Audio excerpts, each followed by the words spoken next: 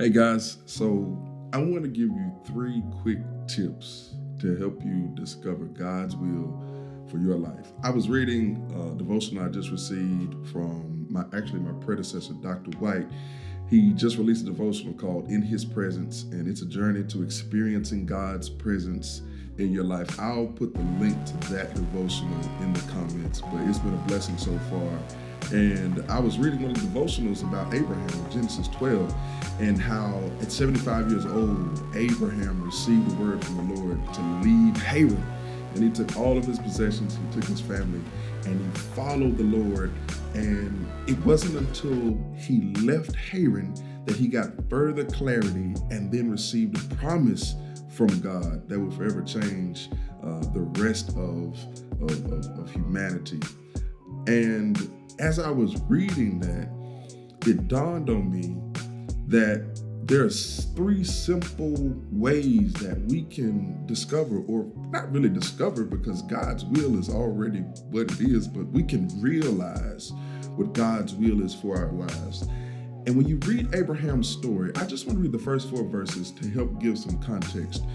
So it says in Genesis 12:1, "Now the Lord said to Abraham, go from your country and your kindred and your father's house to the land that I will show you. And I will make of you a great nation, and I will bless you and make your name great so that you will be a blessing. I will bless those who bless you, and him who dishonors you I will curse you. And in you all the families of the earth shall be blessed." So Abraham went as the Lord had told him, and Lot went with him. Abraham was 75 years old when he departed from Haran. 75 years old. And here's number 1. I think we have to learn how to be patient.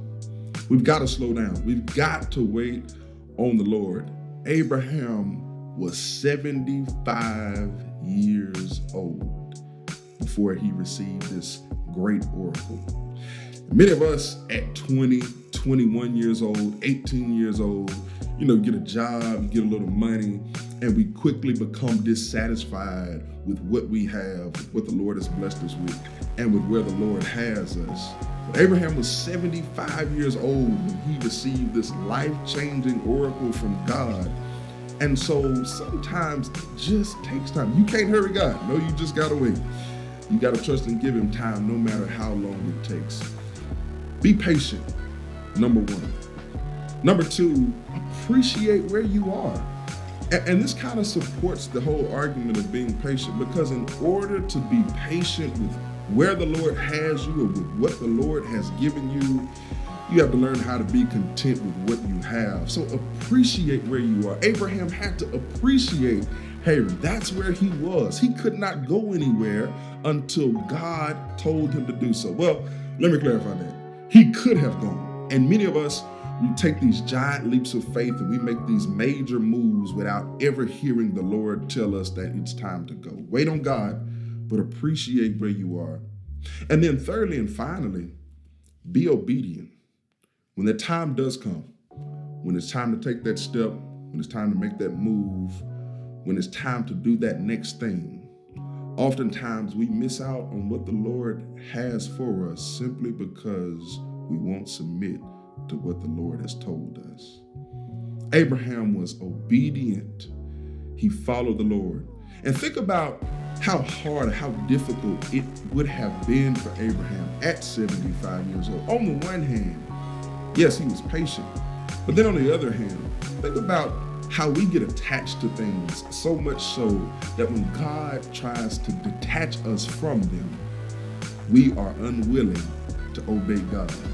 At 75 years old, Abraham packed up all of his belongings and he went as the Lord told him to. And I think if we want to discover or realize God's will for our lives, it hinges on those 3 things: being patient, being appreciative, and being obedient. Until next time.